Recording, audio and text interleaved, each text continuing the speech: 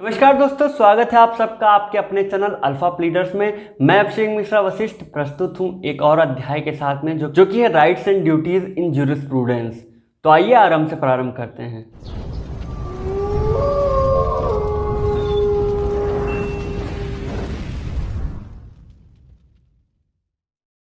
Basic term में rights से मतलब हमारा एक एंटाइटलमेंट से होता है, जिसके अंतर्गत व्यक्ति को कुछ करने या ना करने के लिए या किसी दूसरे व्यक्ति को कुछ करने या ना करने देने के लिए कुछ विशेष इंश्योरमेंट्स मिलते हैं।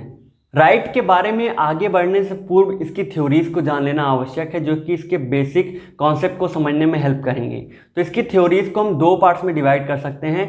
पहला है विल और दूसरा है इंटरेस्ट। विल थ्योरी को मानने वाले एक्सपोनेंट ये सब हैं और इसी के अंतर्गत जॉन लॉक का ये कहना था कि basis of right is the will of a individual. ये सेम बात रूसो ने भी कही थी और यहाँ पे उनका विल से मतलब एक जनरल विल से था।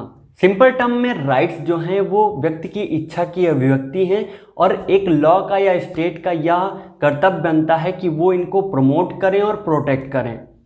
इसके बाद आते हैं अपने दूसरे थ्योरी पे, जो कि इंटरेस्ट की थ्योरी। उसके एक्सपोनेंट्स ये सारे हैं और ये एक्सपोनेंट्स विल थ्योरी के अगेंस्ट थे, उनका विरोध करते थे। वो ये कहते थे कि जो बेसिस ऑफ राइट है वो विल ना हो के इंटरेस्ट है। इसी सिलसिले में एयरिंग का यह भी कहना था कि rights are the legally protected interest. इसके अंतर्गत इसके एक्सपोनेंट्स ये मानते थे कि स्टेट या लॉ का काम इंटरेस्ट को है, इनको प्रोटेक्ट करना और प्रमोट करना, इनको कंजर्व करना होता है।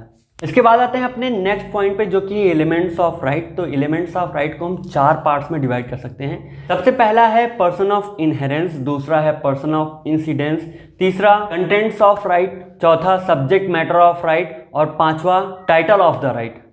इन सभी चीज़ों को, इन सभी पॉइंट्स को हम सामन के दिए हुए एक एग्जाम्पल से समझते हैं।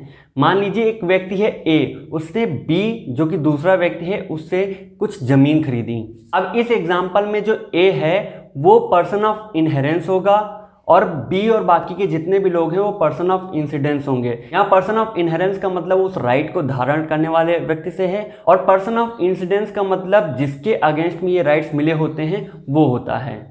इसी एग्जाम्पल में लैंड जो है वो सब्जेक्ट मैटर होगा और उस लैंड का एक्सक्लूसिव यूज और अपने तरीके से एंजॉयमेंट जो है वो उसका कंटेंट हो जाएगा। और सबसे लास्टली टाइटल ऑफ राइट जो है, इसमें कन्वीनियंस होगा क्योंकि इसी के थ्रू प्रॉपर्टी को बी से ए तक भेजा गया है। तो अगर इसके बाद आते हैं काइंड्स ऑफ राइट पे, तो ये सारे काइंड्स हैं राइट के और ये इतने सारे हैं कि इनको एक्सप्लेन करना इस छोटी से वीडियो में मुश्किल है। तो मैं उम्मीद करूंगा कि आप इसे अपनी बुक से और नेट से पढ़ सकते हैं। अब आते हैं अपने दूसरे बहुत ही इंपॉर्टेंट पॉइंट पे, जो कि है ड्यूटी। नॉर्मल सेंस में duty is an obligatory act. सामान्य के हिसाब से रॉन्ग के अगेंस्ट, जो एक एक्ट ऑफ रॉन्ग है उसके अगेंस्ट जितने सारे हम लोग को ऑब्लिगेशंस मिले हुए हैं वो सारी ड्यूटीज होती हैं। State of Rajasthan versus union of India के केस में सुप्रीम कोर्ट ने ये माना था कि एक राइट के साथ में ड्यूटी का होना अत्यंत आवश्यक है। बिना ड्यूटी के राइट का कोई मोल नहीं रह जाता।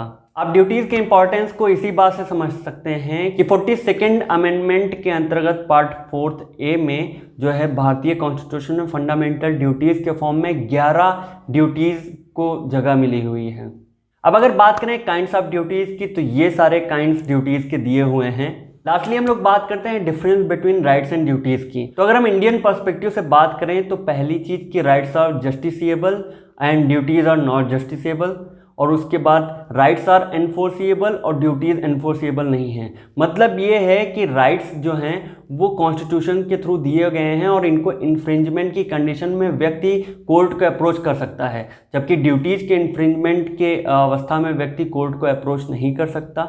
और राइट्स के पीछे एक सैंक्शंस की पावर होती है जो इनको इन्फोर्स कराती है और ड्यूटीज़ के पीछे ऐसी कोई पावर नहीं होती, वो बस पॉजिटिव एप्लीकेशन मात्र होते हैं। आई होप आपको राइट्स एंड ड्यूटीज़ के कॉन्सेप्ट समझ में आ गए होंगे। ज्यूरिस्प्रूडेंस से रिलेटेड बाकी वीडियो के लिए बने रहिए हमारे साथ। नमस्कार।